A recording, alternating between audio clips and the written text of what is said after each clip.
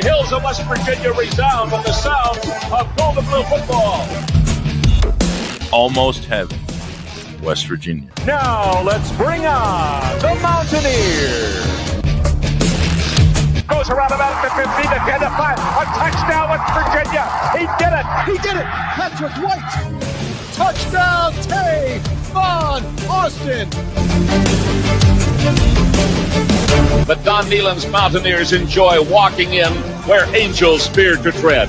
I think you think that these guys are going to fall over dead for you. Well, I got news for you. They're going to punch you right in the mouth. It's Mountaineer pride. Nothing cheap, nothing dirty, but West Virginia football. West Virginia football. We've no doubt tonight they shouldn't have played the old Golden Blue. Not this night. They've done it. They've done it. A perfect season. And the Mountaineers, for the first time in history, undefeated and untied. Don Nehlen and his Mountaineers, for the second time, have finished a regular season with an unblemished mark. Ain't no stopping the gold and blue.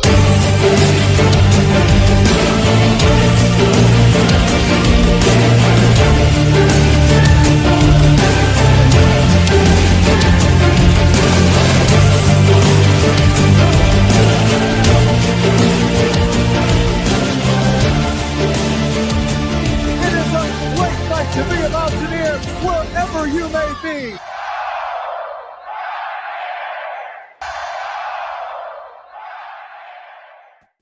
What's going on, Mountaineer Nation? Welcome into another live stream here on the Country Roads webcast, April 2nd edition, and we've got a lot of news to cover in both sports.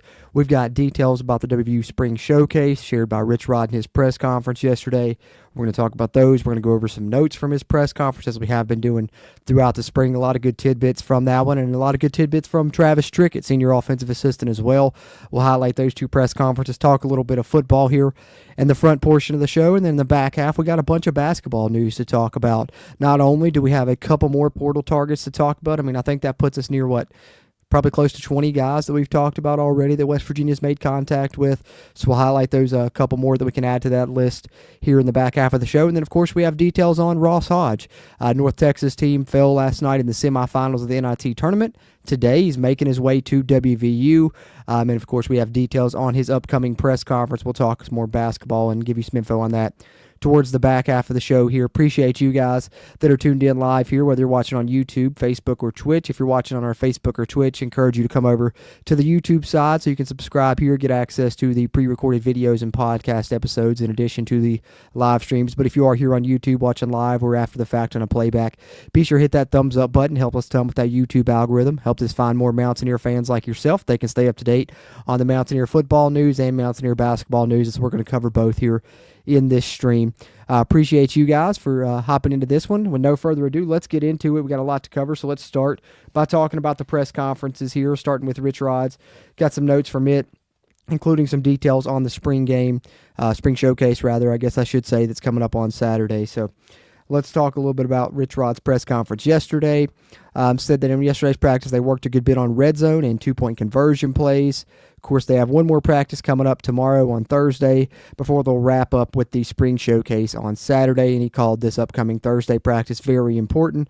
Of course, the reason why that is, we'll get to here momentarily, but here are the spring showcase details that were shared by Coach Rodriguez. We were kind of wondering what the format would be, what all would be happening there. As we know, it's not really going to be a traditional game. That's kind of why this year they've changed the name from the Gold Blue Spring Game to the Gold Blue Spring Showcase. But here is kind of a little bit of what we can expect, according to Coach Rodriguez, is they will not be splitting the team up for a game in the way they traditionally do, gold team, blue team. He said they plan to do some individual drills, a little bit of 7-on-7, and then, of course, a brief scrimmage toward the end. And it sounds like in that scrimmage it's not going to be a lot of, the guys that are higher up on the depth chart, probably be a lot of the younger guys you get to see in action a little bit in the scrimmage, but you will get some scrimmage action there. Said he's undecided on if the QBs will be live for the scrimmage. If you're going to be able to hit the quarterbacks, he says throughout spring practice they have had them live, taking hits multiple times already, but undecided if they'll do that for Saturday's spring showcase. So there is kind of the details that we know. In addition to that, we also know about the pregame stuff. They're going to have Almost Heaven Village open. They're going to have a concert at 11 before the gates open at 12. After the game, yet again, the fans are going to be allowed to go out on the field, meet and greet some of the players, get a picture, get an autograph. So a lot of fun events surrounding the spring showcase coming up on Saturday. And now we have a little bit of detail about what to expect there as far as what's going to happen during the game time, so to speak, there, starting at 1 p.m. Some individual drills, a little 7-on-7, and a brief scrimmage. Who knows what else may be thrown in there, but we know that for sure from what Coach Rod said yesterday. He's talked about the quarterbacks, that all of them have been proven to be willing runners, said a couple of them are probably a little bit faster, a little bit shiftier, but all of them have the ability to run the football and run the offense in the way that they desire, play with 11, use the quarterback in the run game. And then now we're highlighting that Thursday practice, which we said, he said would be very important. And the reason why, of course, is because of evaluations, that they're going to be doing a lot more of the competitive team stuff, so a lot more scrimmage style stuff, a lot more, things that pit guys against one another so they can help with those evaluations for Thursday's practice. That's why he called it a very important practice session here. Is, of course, after Saturday's spring showcase, they're going to have that week of meetings with the players where they'll be kind of deciding those roster spots, who stays and who goes, as they try and build towards that 105 that they look to have solidified by July. Transfer portal opens, I think, April 12th, April 13th, 14th, somewhere in there. I know it's about a week after the spring game, because that's why they moved the spring showcase up a week, was so that following that they would have enough time to have a week of meetings with the players before that portal opened and kind of let them know, hey, we're going to keep you around. We'd love to have you stay. Or, hey, maybe when this portal opens, go ahead and jump on in there because we don't really have a spot for you. Unfortunate, but we know that's the way it is right now with these new upcoming roster limits. Going to have to make some of those tough decisions. And Thursday's practice session coming tomorrow is going to be very important for those evaluations. He was asked the biggest improvement he saw since the beginning of spring, since practice number 1 there. He said he felt like it would be the tempo, not only, of course, the way that they run the offense, but really the tempo of practice in general, just getting used to kind of the rhythm they like to go at and the way they like to do things for practice. That's been an adjustment, but they've really improved throughout the spring practice sessions, which is good to hear. But he said there's still another level of intensity that they have to get to and that they will get to in the fall. He lamented yet again the organization of things by the NCAA, talking about that roster limit, which we've heard, in almost every press conference that Rich Rod has had thus far, him talking about this. But it does make sense the way he put it in this one, because it kind of is asinine to have to make these roster decisions in April for, a team that, you don't really, I'm not going to have it solidified until the fall. But yet this early in April, after only, 15 practices, spring practice sessions, you have to make roster decisions already to, cut guys, just because of the way the NCAA has things organized with that transfer portal window opening post-spring. And so we kind of lamented that, which I agree with. I think a lot of coaches have spoken out and been in favor of maybe only having one portal window so you don't have to make some of these decisions so early. It's crazy to have to make these roster decisions all the way this early in April, months away before the season even comes around. And then in fall, he said the practices will move to the afternoon instead of the morning practices they've had in the spring. He's not the biggest fan of morning practices. Said that, it was too late to change after the players already had their schedule and stuff for the semester. They had already kind of made their schedules around having morning practices, which is something the previous staff did.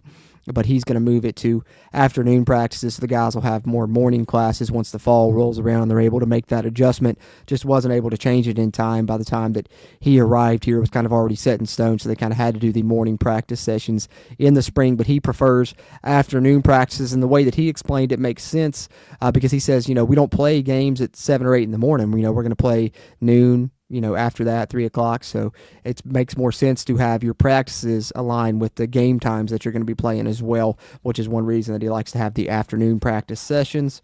He respectfully requested that the media not ask the players to compare the previous staff to the current staff. A little bit late for that. I think there's been a lot of those questions already, but, at least going forward, I guess, maybe he's seen some of that. But he also said, not compare the WVU to a previous school if it was someone that's transferred in, which most of these guys have. He said it feels like it's unfair to the players to ask those questions, which kind of makes sense, puts them kind of in between a rock and a hard place because they don't want to disparage a former staff. They don't want to disparage a former program, anything like that. So I understand why he would make that request. And then one of the things that he said that really got a lot of press, I think, is him talking about Neil Brown a little bit. And it kind of followed up when he talked about, comparing the previous staff to this staff. And the thing that he said about Neil Brown is he said he feels like Neil Brown is a good football coach, or he wouldn't have been able to get to the level, that he is at, being a bad football coach. But then he went on to say there's a lot of factors that go into being able to win games. And I think, to me, what that plays into is what I've talked about, here in the past, and that's fit. At WVU especially, it's all about fit. Just because you don't win games here doesn't mean you're a bad coach. It just means you don't fit here.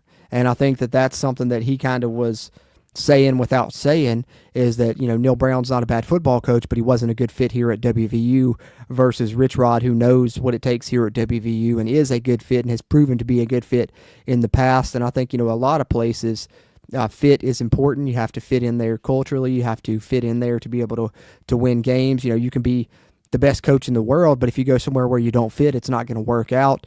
And so I think that kind of is really what he was getting at there with that comment. But, it was nice to see him say some good things about the previous staff, because I feel like they've taken a lot of hits thus far through the spring, myself included here, covering these press conferences, kind of comparing the two. And I really just like the demeanor and the attitude of the new staff and the new way of doing things a lot more. But that's not to say that, Neil Brown's a bad football coach. He just wasn't the right football coach for WVU. And we saw that pan out over the 6 years when we kept trusting the climb. I was a known climb truster for a long time, but after a certain point, you get to kind of the point of no return where you're like, I don't think we're ever going to get to where we need to be with this guy at the helm. It's just not fitting. It's not working out. And that's kind of where we got to. And so we had to go to somewhere there was more of a fit that we know can bring wins here, that can fit here, because we've seen it in the past. And that's Rich Rod, and that's this amazing coaching staff that they've built as well, which that's what the final comment I have here highlighted from Rich Rod's press conference was. And you guys know I always like to bring one quote here, and this was my quote that I brought from this press conference is, "This has the makings to be as good of a coaching staff as I've ever had." And to hear that come from the horse's mouth is really kind of solidifies what I've been talking about a lot here since this staff was assembled, that I think this is arguably, maybe one of the best coaching staffs in WVU football history. Not only because of the money that's being put behind it, getting one of the highest paid assistant you've ever had in Zach Alley. You can look at some of the other positions where you put money into, the size of the staff, obviously going kind of with more of an NFL model, great mixture of veterans, young up-and-comers, really good recruiters. Everything that you need is kind of in here on this staff. And so to hear Rich Rod feel like it has the potential to be one of the best staffs, if not the best staff he's ever had, I think goes a long way right there in saying that as well. So that's what I had from Rich Rod's press conference. And then we also had some really good stuff from senior offensive assistant Travis Trickett, who has returned to WVU now. And we kind of got a little bit of details about what his job is kind of going to be. That's something we've all kind of been curious about. So he said, the NFL model of the staff is what we've talked about here in the past, and he kind of compared it to the Kansas City Chiefs, where Andy Reid is the head coach and the play caller, much like Rich Rod is the head coach and the play caller here at WVU. And then he kind of broke it down into what he does, where he falls in that staff, with what his role kind of is, and I like the way that he broke this down, saying that everything they do on offense, from meetings to the practice structure to how they coach, etc., all goes through Rich Rod, and Travis Trickett's job is to facilitate that and make sure the standards are being upheld that they want to have within the program. Called himself a floater and an organizer, and the way that he explained it was kind of like a flow chart. You can think of it like this, Rich Rod's at the top, and then it flows down to Travis Trickett, and then from Travis Trickett flows down to each individual position coach, which then underneath each one of those individual position coaches, they have assistants inside of those position groups as well. So you can think of it like that, and that's kind of a good way to break it down, I think. He said after having to coach running backs for a week or so before Coach Porter was hired, that meant that he has now coached every single position on offense at some point throughout his career besides the offensive line. So, we know Travis Trickett has great experience with multiple position groups. That's what, one thing that allows him to kind of be the floater that he's talking about, that can go around to every position group within this offense. But also, his experience, really as well. He talked about, starting off as a student assistant under Rich Rod when he first got into the business. And man, he was really under the tutelage of some absolute legends, starting with Rich Rod at WVU. From there, he went to Alabama where he was under Coach Saban. The first year that Coach Saban was there, the only year that they didn't win 10 games. After that year, they won 10 games every season under Coach Saban. So he went from Coach Rod to Coach Saban, and then he went to Florida State under Coach Bobby Bowden. So that's, when he was an student assistant and grad assistant, he was under Rich Rodriguez, Nick Saban, and Bobby Bowden. Pretty good names to learn under. And of course, you can add in the fact that he's Rick Trickett's son, who is arguably one of the best offensive line coaches in all of college football. So certainly someone that has been under, great tutelage from multiple amazing, Hall of Fame coaches. And of course, really has a great acumen himself. And you can see that when he speaks in these press conferences. He called WVU his dream job and talked about how much the place means to his family. Obviously, all of them kind of having history here and history with Coach Rodriguez. He even talked about, I think when he was setting up his first bank account when he was younger, they have your security questions. And one of them was like, what is your dream job? And he said, his answer for that was WVU, getting to coach at WVU. So, having been here before, it was easy for him to return. And despite the fact that he doesn't necessarily have the OC title this time, the senior offensive assistant title and everything that entails, seems like he has a ton of duty and really is important among this coaching staff. And of course, being back at WVU means a lot to him. And then got a quote here of his that I was sure to get down and highlight, because yet again, guys, this is not the first assistant, not the second assistant. I don't even think it's the third assistant. I think it goes beyond that. Multiple assistants that we've heard give press conferences here throughout the spring have echoed something similar to this statement, and that is that he says, Coach Rod is the best I've ever been around at cultivating a team and getting guys to play for each other. I mean, I could flip back through these notes and find multiple assistant coaches that have said something similar, although, putting it a little bit differently. I think somebody else said, he's the best at getting everything he can out of not only the players, but the coaches as well. And so now you get Travis Trickett echoing that statement as well. And if multiple people are saying that, even guys that are just now starting to work with Coach Rod, obviously Travis Trickett's been around him a long time, but we've heard newcomers to the staff say this as well. That really goes and speaks volumes about Coach Rod's ability to get the best out of everyone, not only on the roster, but on the coaching staff as well, which is going to pay dividends for WVU coming up in the fall. And then he talked about the goals for the spring. It's kind of the last couple of notes I have here from Travis Trickett's press conference. He said, the number one goal in the spring has been mentality installation, instilling the mentality that Coach Rod wants to have in every facet of every single thing that they do. And of course, that's that hard edge mentality we've talked about time and time again. That's been number one goal of the spring. And he said the number two goal, of course, because of the upcoming roster limits that we've talked about time and time again, is evaluating this roster throughout the spring, trying to decide who can help them in the fall, and that way they can get to the best 105-player roster that they can possibly have once fall rolls around. So good tidbits there from both Coach Rod and Coach Trickett. I thought a lot of bright spots coming from both of those guys. And, of course, the spring showcase details as well. We were kind of wondering how that would go. So it seems like some individual drills coming, some 7-on-7 coming, and, of course, a brief scrimmage, and then a lot of fun stuff for the fans to get to on Saturday. I think that's about all I had football-wise. I'm going to see if there was a couple other one more thing I wanted to share here in regards to Saturday's spring showcase, and that was just the fact that if you're heading up, they're going to be handing out schedule posters, which are always cool, and I was hoping we'd get Rich Rod featured prominently on the schedule poster this year, and that is indeed the case. These will be handed out for free if you head up to the spring showcase on Saturday. Nice-looking schedule poster there. I wanted to share that as well, so that's what I had pretty much on the football side. We got a bunch of basketball stuff to talk about here in the back half of the show. Wanted to leave a good bit of time to be able to do that. But before I get to it, let me get to some of your all's comments really quickly, and then we'll talk a little bit of basketball, guys.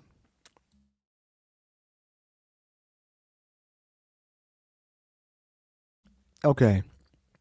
Hey, Earth Ether, good to see you. Let's go and leave no doubt. Hey, that's right, Earth Ether. Good to see you in here as always, man. Trey Edwards says, how we feeling today, boys? Hodge is finally in Motown. Hey, that's right, on his way in. Channel member Trey Edwards, always appreciate you. You're going to highlight that and talk a little bit about Coach Hodge in the back half of the show here. We'll lead off with that before we talk transfer portal news, because we do have information on his press conference as well. Channel member Mountaineer Athletes, appreciate you. He says it's Boss Hodge, fellas. It's Boss Hodge ball, fellas. Let's go. Hey, let's go, Mountaineer Athletes. Always appreciate you as well, man. Eric, you're right on time, man. I think it started right at 12:40, I believe is what time I started this one, if I'm not mistaken. So about 20 minutes in now. You didn't miss much if you popped in there at 12:42. You were in there right after the intro, man. Justin Campbell says, I can't wait to watch an all-gas, no-break, smash-mouth WVU team again. It's what Neil was missing. Couldn't agree more, man. And I think, something else is it's going to be exciting to watch the offense again. I know at times, especially a couple seasons ago, West Virginia put up good numbers, put up good rushing numbers, scored decently, but Neil was always kind of a proponent of that slow it down, ball control kind of style, which, mixed results with it. But I think one thing we can all agree on is not the most exciting to watch. Right now we're going to be up tempo, moving faster than probably anyone in the country, using that indie tempo that Coach Rod likes to employ. It's going to be a lot of fun to watch, and of course we always know if one thing that Rich Rod has, it's always good offense. So excited to like you said, get to punch people in the mouth again. And that's another thing, I didn't write it down, but Coach Rod even mentioned in his press conference, when he first started his offense back at Glenville State, there was times they threw for 300 to 500 yards per game. And of course, since then, when the offense became more run-oriented over the years, leaning towards being a more run-heavy style, there's been times where they've ran for 300 to 500 yards multiple times on an opponent. And he said, while both are great and you'll take either one, he said, when you run for 300 to 500 yards on an opponent, it demoralizes their program. It's like ripping the soul out of them when you're able to do that. So great to see that returning to WVU. I agree, Justin. Appreciate you as well. Drumwolf62 said, lunchtime. Greetings, Mountaineers. Hey, yeah, coming at you right around lunchtime. That's right. Appreciate you as always, Drumwolf. Hey, channel member Shaq, good to see you, man. How's the brackets holding up so far? Hey, good question, man. I need to do an update on that. Let me pull up the bracket challenge, man, because we're down to the final four. Somebody's about to win a couple months of membership to the channel here. I did check it the other day, but I'll let you know here as soon as my phone loads up for sure. Drumwolf says Houston versus Florida. I hope Houston, man. I'd love to see Houston win it all. Got to pull for the Big 12 in that, and definitely rooting against the SEC for sure. And you guys know I can't stand Duke, so definitely want to see Duke lose for sure. Appalachian Paisano said didn't even bother with the bracket. Looks like that was a good decision. And you're already a channel member, so you could have got a couple months for additionally for free, Appalachian Paisano, if you entered our bracket challenge. But I understand, this has kind of been a boring tournament, in my opinion, when it's as chalk as it has been. 4 1 seeds in the Final Four, not the most entertaining. But let's see, I think it's loading up here now. Let me see how the CRW bracket challenge is going here. I'm not doing hot. I know that for a fact. I do have Houston winning the Natty, though, so, man, I could get some points for that. Shaq, you're up in first place still. You and WV1. I'm not sure who WV1 is. If you're WV1, let me know. But, Shaq, you got a good chance to win, man. You got a good chance to win and win those couple free months of membership there. I'll send you via Cash App or whatever, PayPal, however you want to get that. Of course, which I think, like I said, it's $4.99 for the Almost Heaven level. I'm going to send you 2 months worth, so I'm going to cover the tax as well, so probably be about $13. I'll send to whoever wins, but Shaq, you got a great chance to win it, especially if Houston wins it all. Looks like it's probably you, because the person in second and third, which is WV1, and then WVU Will Rise 2025, both picked Florida. WVU got screwed, picked Duke. They're up there as well. And then Ross picked Auburn. So if Houston wins, looks like you got a great chance to win it there, Shaq. But appreciate you reminding me to update that. I haven't done that in a while. Drumwolf62, I never did like Duke. Me and you both, brother. Drumwolf also says if we can survive the Neil Brown era, we can handle Rich Rod's first year. It will get better in year 2. Yeah, and although one thing's for sure, we're going to get better over time in the Rich Rod era. I think we could surprise some people in year 1 still yet. We'll see how the roster shapes up after spring, what moves they make in the portal and stuff. That'll go a long way in determining that, but I still feel pretty confident that we're going to be a winning football team in year 1. Good to see you, Michelle. Appreciate you hopping in as well. Chaz Clark says, Mountaineer Paul shed some light on the reasons Chad Frazier wasn't retained. If those are true, it was best he moved on. Hope Hodge works out a lot of pressure on this hire. We shall see. Yeah, Chester Frazier, I did see get a chance to listen to Mountaineer Paul's show on Locked On West Virginia about that yesterday while I was at work. And yeah, interesting that, he has been kind of known to, I guess, undermine the head coach at times is what it sounds like. And if that is the case, then maybe that's one reason he wasn't retained at WVU. And also, we don't want that, especially with a new guy coming in. We want him to be able to install his culture and do things his way. So, if that is the case, I do still think Chester Frazier is a good coach and wish him the best of luck. But we want to not do anything that's going to hinder Coach Hodge as he comes here and tries to start a new era of Mountaineer basketball as well. Appreciate you, Chaz. Hey, Buck says, sure do appreciate me. I appreciate you, Buck. As always, you're always tuning in and commenting, and that goes a long way, man. It helps us a lot here.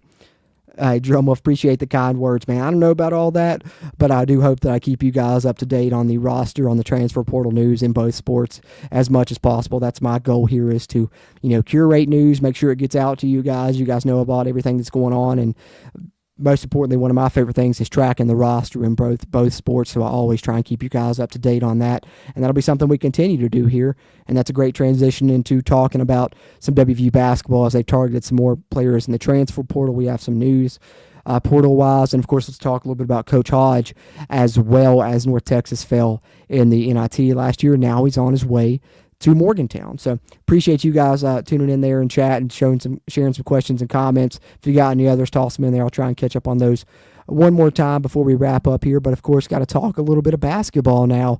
We got plenty to cover here on that side of things as well. Appreciate everyone tuning in live, whether you're on YouTube, Facebook, or Twitch. If you're on Facebook or Twitch, be sure to come over to the YouTube side so you can catch the pre-recorded videos, podcast episodes, and maybe even become a channel member where you can get that bonus WVU sports content. If you're someone that can't get enough, highly recommend it. Helps keep this mic recording and that camera rolling. If you're watching on YouTube, be sure, whether you're watching live or after the fact, hit the thumbs up button, give this video a like, helps us a ton with that YouTube algorithm. If you didn't get a chance to share your thoughts there in the chat, post them there in the comments, and I will respond after the fact as well. Always appreciate those interactions. With that being said, let's switch gears here, talk a little bit of WVU basketball. As I said last night, Ross Hodge's North Texas team fell in the NIT semifinals. Actually got off to a great start in that game. I was stuck at work, didn't get to watch, but I did listen to it all. Great start. They didn't give up a point for nearly the first 5 minutes. That defense was really impressive.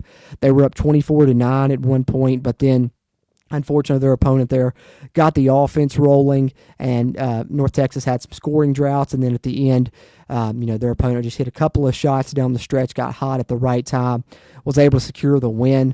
I joked with the guys, the co-hosts here, the CRW, in our chat group. I said, blew a big lead, man. He's a Mountaineer already. That's something that we've dealt with in the past for sure. So I think, as much as I would have liked to see his team win the NIT championship, I think the silver lining is now we get him here a couple of days sooner. We get that introductory press conference coming up, which more on that momentarily, but did want to share a couple of things here, one of which being a really well done message here by Coach Hodge, who, as you can see, has switched his page over to the WVU-centric stuff. Even the background, it says head basketball coach for West Virginia University now. But he penned a nice goodbye message to North Texas, something Darren DeSlees could take notes of, and wanted to highlight this here as well. This was his message to North Texas, which yet again just speaks to the great character of Ross Hodge, a great character guy that we're getting, which is, complete 180 from the previous guy, obviously. But really good words here he left for North Texas. He said there are no words that could accurately describe how amazing the last 8 years have been. The relationships that not only I, but my entire family have built during our time in Denton will have a lasting impact on all of us. The love and support we have felt is something I pray each and every person gets to feel at some point during their life. Thank you to Jared Mosley for giving me the opportunity of a lifetime to be the leader of a program I cared so much about. I will be forever grateful. You, Connor Smith, and the rest of the administration's support has been amazing. Also, thank you to all other amazing and talented coaches at North Texas who supported us along the way. Lastly, thank you to all the players that have been part of this journey, winning championships and doing things that have never been done at North Texas, something that we will never forget. But more importantly than that is the bonds that have been formed that time nor distance can break. None of this happens without you guys. I love each and every one of you. Ends at Go Mean Green. Awesome there, to leave a nice goodbye message to North Texas following the loss last night. And of course, we wondered how long would it take him to get to WVU then once they lost that game. Well, I'll tell you, not very long at all, as this was just shared about an hour ago now, right afternoon, heading home to almost heaven. And there you see Coach Hodge and his family, Withrow and Baker, about to hop on the jet and head to Morgantown. So he'll be here any minute, which means we're getting the introductory press conference very soon, guys. Actually, that will be coming tomorrow. As many people have shared on X, I shared this tweet here from our friend Mike Osti over at WV Sports Now, but Ross Hodge will be introduced as WVU's 24th head men's basketball coach tomorrow at 9 a.m. And lucky, it will be streamed on the social media channels there. The WVU Sports channel on Facebook and on X will be streaming the Ross Hodge introductory press conference, so we can all watch that at 9 a.m. tomorrow. And then likely after that ends, I'll come on here, do a stream, kind of talk about some of the things he had to say. That's the plan anyways, as long as it works out. So that's the Ross Hodge news I wanted to talk about. Give you guys, the introductory press conference details. He'll be introduced tomorrow at 9 a.m. So we have that, and then, of course, we have some portal news. Got to highlight some of that, take a swig of my coffee, and let's talk transfer portal news. We have news on guys that have departed WVU, and we have news on some more targets that West Virginia has reached out to. A couple more of those to highlight as well. All right. So let's get to the more negative side first, I guess, right? And one of those is, unfortunately, Jonathan Powell will not be returning. He is heading to UNC. Shared yesterday by Joe Tipton of On3. 6'6" freshman, averaged 8.3 points and 3.1 rebounds. Knocked down 64 three-pointers, leading all freshmen in the Big 12, heading to UNC. So let's pull up our transfer portal tracker, update this again. And like I said, hopefully here soon we'll be adding some names to the transfer in list. But now we know Jonathan Powell's destination is UNC, so we have the destination of a couple of players that have transferred out. And I mean, you guys know, for me, that's kind of interesting because you guys know I've been a UNC basketball fan all my life, growing up in North Carolina for the first part of my life. I followed basketball before I followed football. Didn't start following football until we moved back to WVU. That's when I fell in love with WVU football. So I liked UNC basketball before I even knew that WVU existed. Then, of course, once I followed WVU football, got into WVU basketball as well. But growing up, my wallpaper in my room was UNC Tar Heels. So it's interesting to me that Jonathan Powell's going from WVU to UNC.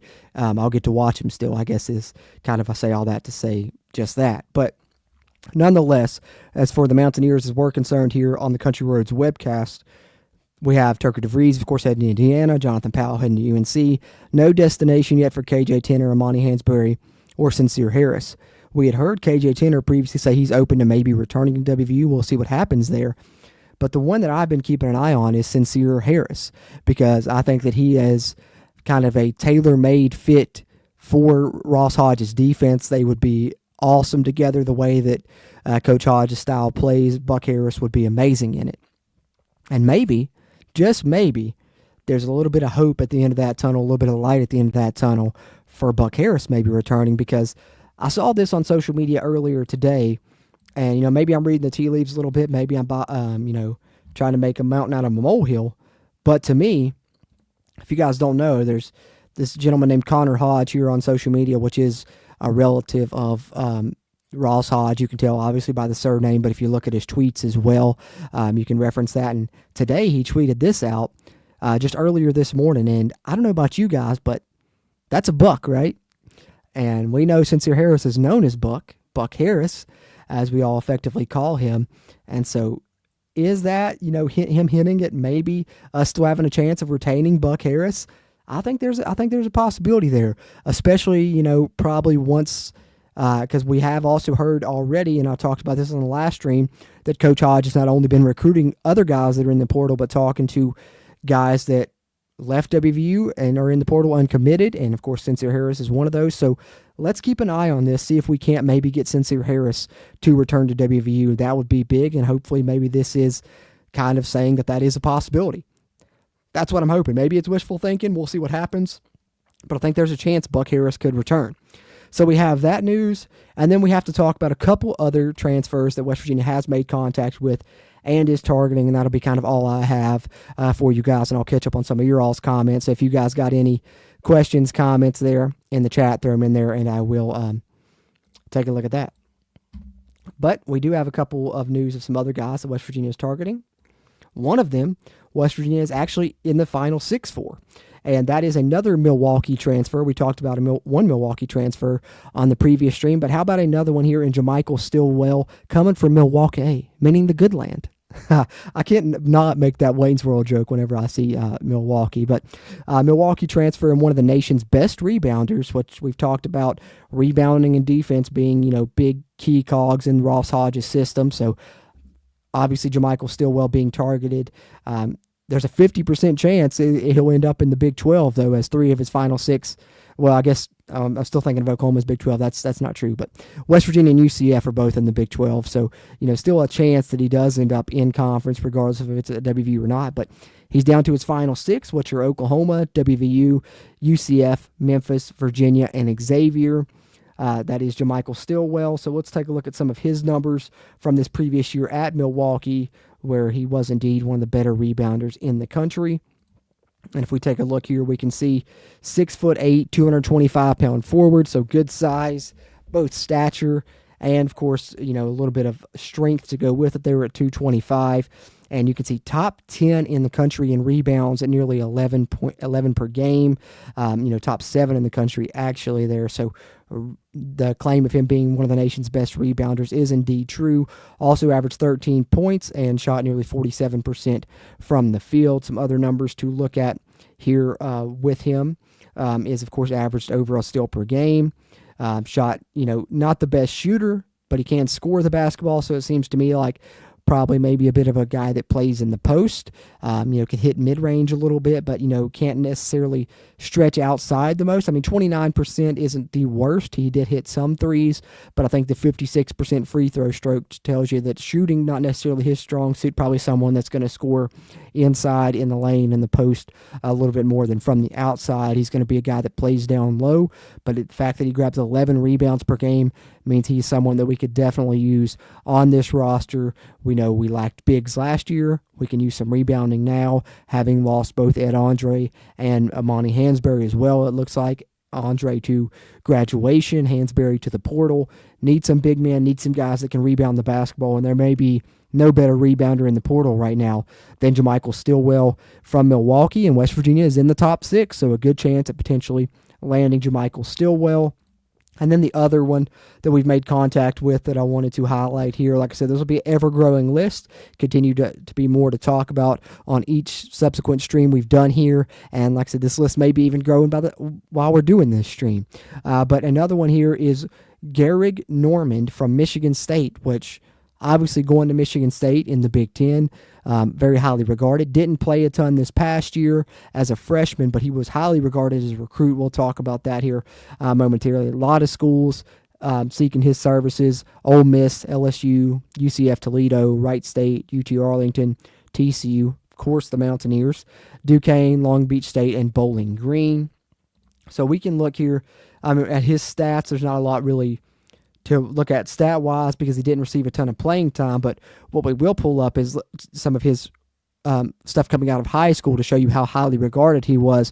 So, he's a younger guy that you're recruiting based on potential because you haven't really seen him play a ton yet at this level. As you can see there by the numbers, not a ton of playing time, but a 6'5" guard / forward. I think he could play either one there. Originally from Texas, but you see here within his numbers, despite only playing in 13 games, did shoot 33% from the three-point line, so can shoot a little bit. We do know that much about him, but only played, an average of 2 minutes per game in those 13 games that he played. So, next to no playing time, as you see here, you can scroll down 2 minutes, 1 minute, 3 minutes, 3 minutes, 1 minute. So he's someone that they were kind of hoping to be a piece for the future, but has decided to hit the portal.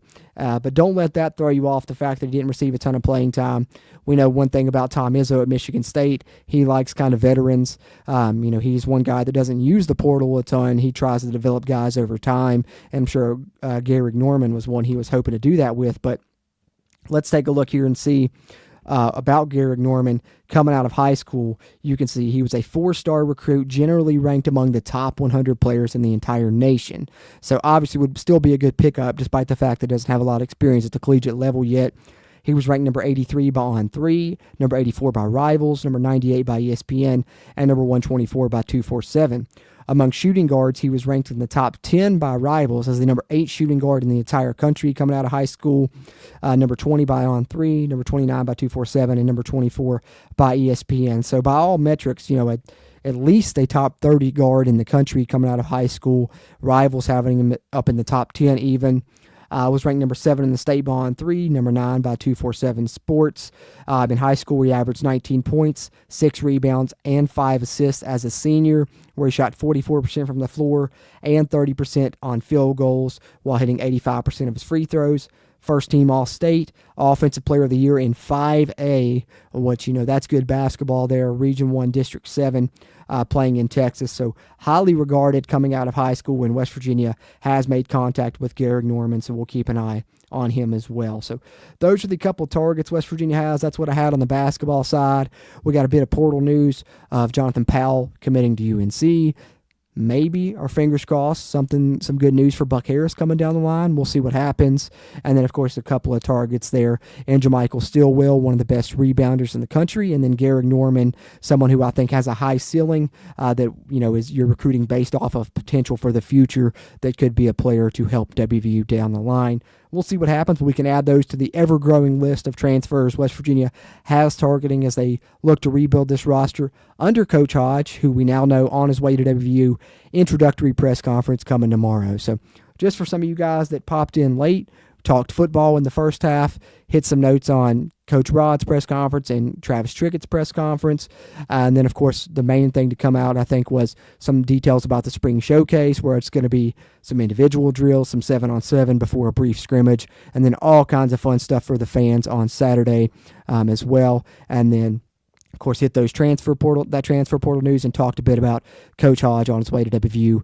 Introductory press conference will be streamed tomorrow on the WVU Sports Facebook and X pages at 9 a.m.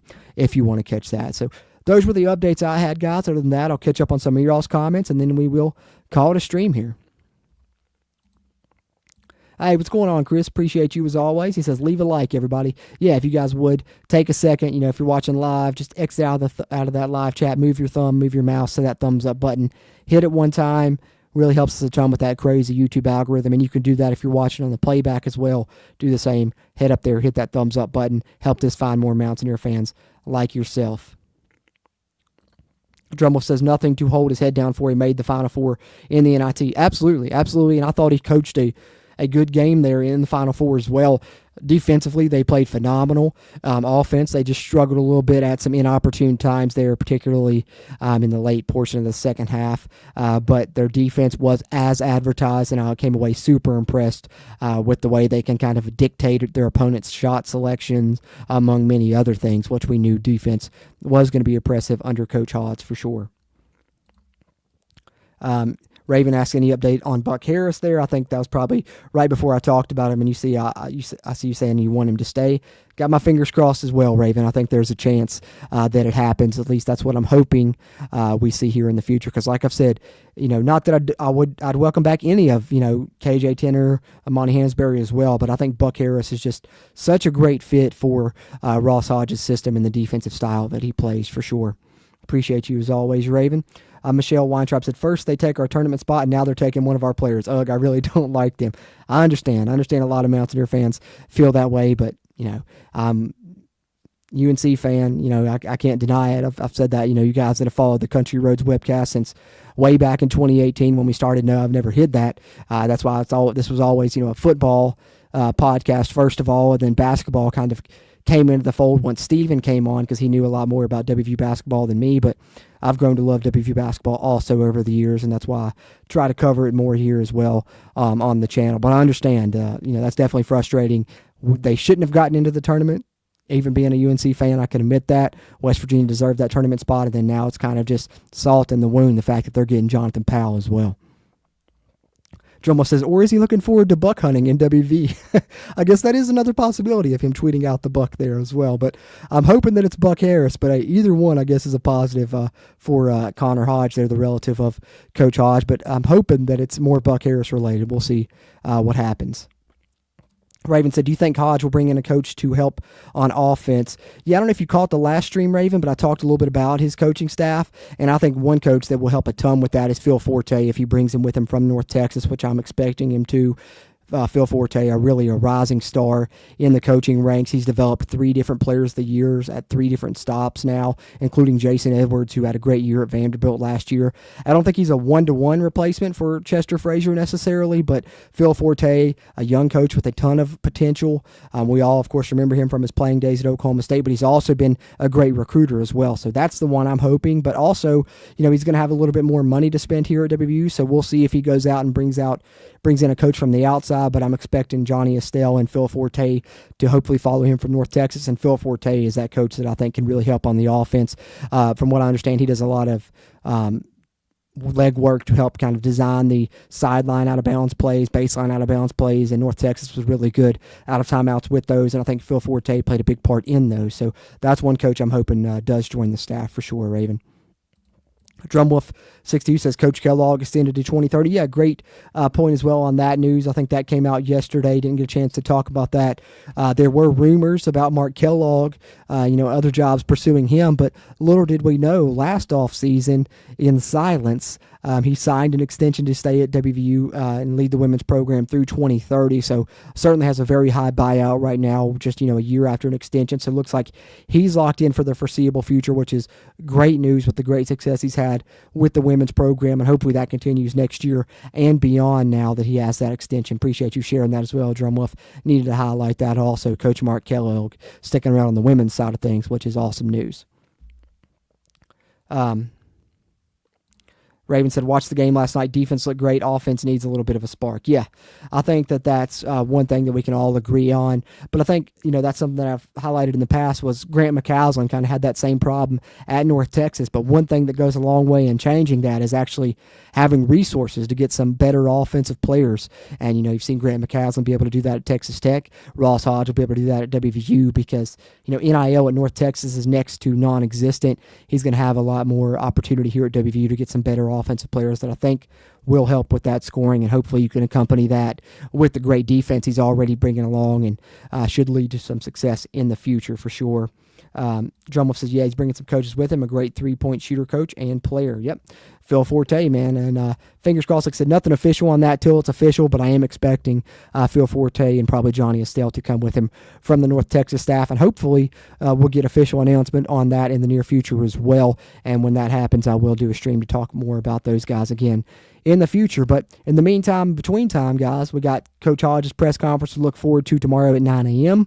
WVU has football practice again tomorrow as well, so that means Rich Rod will have a press conference also. Luckily, I'm off work tomorrow, so I should be able to come on here and talk about each of those depending on time. They may be together in a joint stream, or you may get double streams from me tomorrow. And we're supposed to be recording an episode of the CRW podcast in the near future tonight as well. So multiple things to look forward to here on the channel coming up, covering WVU football and basketball. And we'll continue to do that as both teams, basketball builds a staff, both teams continue to build the roster, and we covered it here on the CRW. And of course, for you channel members, I think we're going to be doing that podcast episode tonight at 8 p.m. So of course, if you are a channel member here, you get to kind of get that behind the scenes look and watch us as we record the podcast. Just one extra perk there that you get for being a channel member as we live stream our podcast recordings for channel members. So, if you haven't yet, consider hitting that join button down in the video description or over on the YouTube channel homepage. Not only do you get behind the scenes content like that, WVU football helmet badges, custom emojis, but you'll also get, film reviews and game rewatch commentaries, game watch parties at the Almost Heaven level. And then, of course, throughout the season, at both levels, you'll get player grades, snap counts, injury reports, depth chart projections, all of that good stuff once football season comes around. So a lot of extra content. If you're someone that can't get enough WVU sports content, definitely recommend becoming a channel member. Help keep this mic recording and that camera rolling, and we always appreciate you guys. But appreciate everyone that follows here, whether you're a channel member or just a traditional subscriber, which doesn't cost you anything to hit that subscribe button and stay up to date on the WVU football and WVU basketball news, and hope that you do that here on the YouTube side. And like I said, be sure to hit the thumbs up button before you head out. If you didn't get a chance to throw your thoughts here in the live chat, be sure to throw them in the comment section there if you're watching on the playback, and you can still help us out by hitting that thumbs up button. But that's all I have for now, guys. Maybe back later today. Definitely we'll be back tomorrow. So plenty of coverage coming from us here at the CRW. Keep it locked in here to the Country Roads webcast. Stay up to date on Mountaineer football and Mountaineer basketball. Other than that, hope everyone has a great Wednesday. I'll talk to you guys in the near future. As always, I'm Jordan Cruz. And until next time, let's go Mountaineers.